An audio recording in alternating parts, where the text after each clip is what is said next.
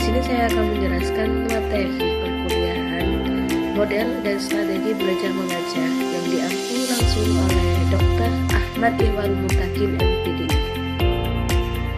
Untuk pembahasan kali ini, saya akan membahas tentang model belajar mengajar, problem based learning, project based learning, discovery learning, and inquiry learning.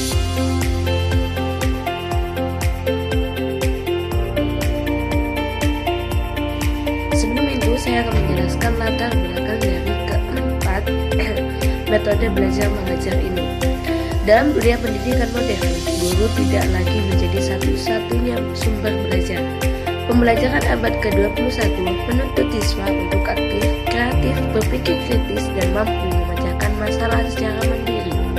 Untuk mencapai tujuan tersebut, para ahli pendidik mengembangkan berbagai model pembelajaran inovatif yang menempatkan siswa sebagai pusat kegiatan belajar, student-centered learning.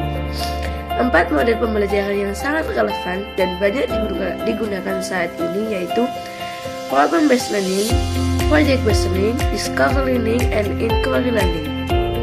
Keempat model ini memiliki kesamaan dalam hal menekankan pada pengalaman belajar langsung, pemecahan masalah nyata, dan pengembangan keterampilan berpikir tingkat tinggi. Dalam konteks pendidikan agama Islam, penerapan model-model ini sangat penting agar siswa tidak hanya memahami materi, tapi juga menghayati, menerapkan, dan menginteriorisasi nilai-nilai Islam dalam kehidupan sehari-hari. Untuk pembahasan yang pertama yaitu problem-based learning. Problem-based learning adalah model pembelajaran yang menjadikan masalah nyata sebagai titik awal proses belajar. Siswa diajak untuk menemukan solusi melalui analisis, diskusi, dan penalaran ilmiah dengan bimbingan guru sebagai fasilitator.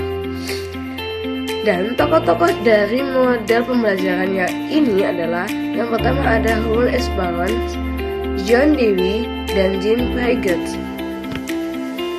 Sedangkan implementasi dalam pembelajaran pendidikan agama Islam yang pertama dalam bidang fikih. Siswa diberi masalah bagaimana hukum berkorban di masa modern ketika sebagian orang lebih memilih menyumbang uang digital. Nah, siswa dituntut mencari dalil, pendapat ulama, dan mempresentasikan solusi syariatnya di depan kelas. Yang kedua, dalam bidang akidah. Siswa diberi masalah mengapa banyak remaja muslim mudah terpengaruh dengan tren negatif media sosial. Nah, siswa dituntut mencari solusi akhlakul karimah untuk mengatasinya. Yang ketiga, dalam bidang SKI. Siswa diberi masalah mengapa pada masa keemasan Islam banyak ilmuwan muncul sedangkan kini sangat sulit. Siswa menganalisis faktor penyebab dan mengambil pelajaran sejarah dari masalah tersebut. Yang keempat, dalam bidang Al-Quran Hadis. Siswa diberi masalah bagaimana penerapan Quran Surat Al-Hujurat ayat 12 tentang larangan ghibah di lingkungan sekolah.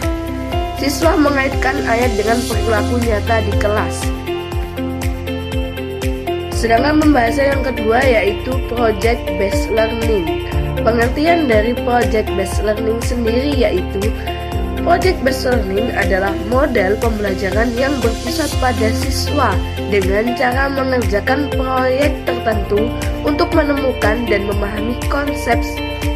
Siswa belajar sambil bekerja, berkolaborasi, dan menghasilkan karya. Tokoh-tokoh dari metode ini adalah ada William H. Kilpatrick, John Dewey, Thomas Markham, and Booth Institute for Education.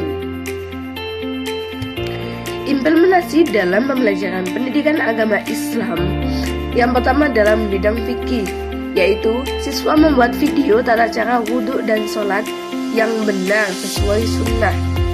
Yang kedua dalam bidang akidah akhlak.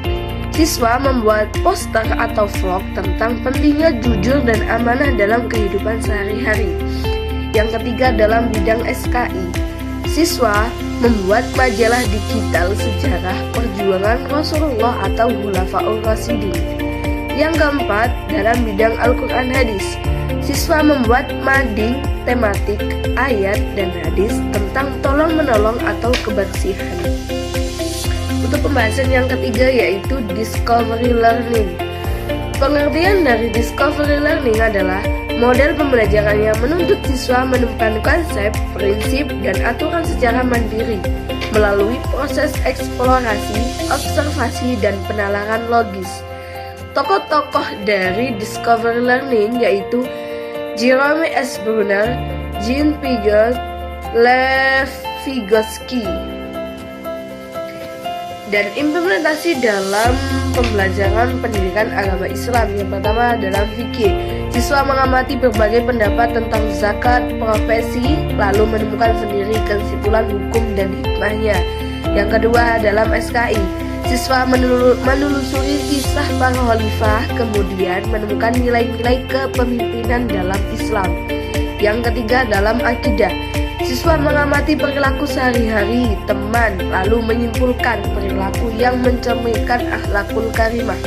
Yang keempat dalam Al-Quran hadis, siswa mencari ayat dan hadis tentang tanggung jawab, kemudian menemukan sendiri makna dan penerapannya. Untuk pembahasan yang keempat yaitu inquiry learning. Inquiry learning adalah model pembelajaran yang menekankan pencarian dan penyelidikan sistematis untuk menemukan jawaban atau konsep baru melalui metode ilmiah. Tokoh-tokoh dari inquiry learning yaitu John Dewey, Richard Schuckman, Joseph Schwab. Implementasi dalam pembelajaran pendidikan Islam yaitu yang pertama dalam fikih, guru memberi pertanyaan mengapa Islam mengatur tata cara berpakaian. Siswa meneliti dalil Al-Quran dan hadis lalu menarik kesimpulan. Yang kedua dalam akidah akhlak, siswa meneliti apa pengaruh keimanan terhadap ketenangan jiwa melalui wawancara dan refleksi. Yang ketiga dalam SKI, siswa meneliti bagaimana strategi dan dakwah Rasulullah di Mekah berbeda dengan di Madinah. Yang keempat dalam bidang Al-Quran hadis, siswa menyelidiki mengapa Allah melarang ghibah dalam Al-Quran dengan menelaah tafsir dan hadis terkait. Jadi kesimpulan dari 4 pembahasan kita hari ini yaitu keempat model pembelajaran ini saling melengkapi. Yang pertama, problem based learning, melatih berpikir kritis dan pemecahan masalah. Yang kedua, project based learning, menumbuhkan kreativitas dan kolaborasi. Yang ketiga, discovery learning, menekankan penemuan konsep. Yang keempat, inquiry learning, mengembangkan kemampuan berpikir ilmiah. Jika diterapkan secara tepat dalam pembelajaran pendidikan agama Islam, keempatnya akan membentuk siswa yang berilmu, beriman, dan berakhlak mulia, serta siap menghadapi tantangan kehidupan dengan nilai-nilai Islam. Terima kasih, mungkin hanya ini yang bisa saya sampaikan pada pembahasan kali ini. Jika ada salah penyebutan kata, nama, gelar, atau kalimat yang kurang tepat, saya mohon maaf yang sebesar-besarnya. Semoga pembahasan yang saya sampaikan bisa bermanfaat untuk kita semua. Saya akhiri, wassalamualaikum warahmatullahi wabarakatuh.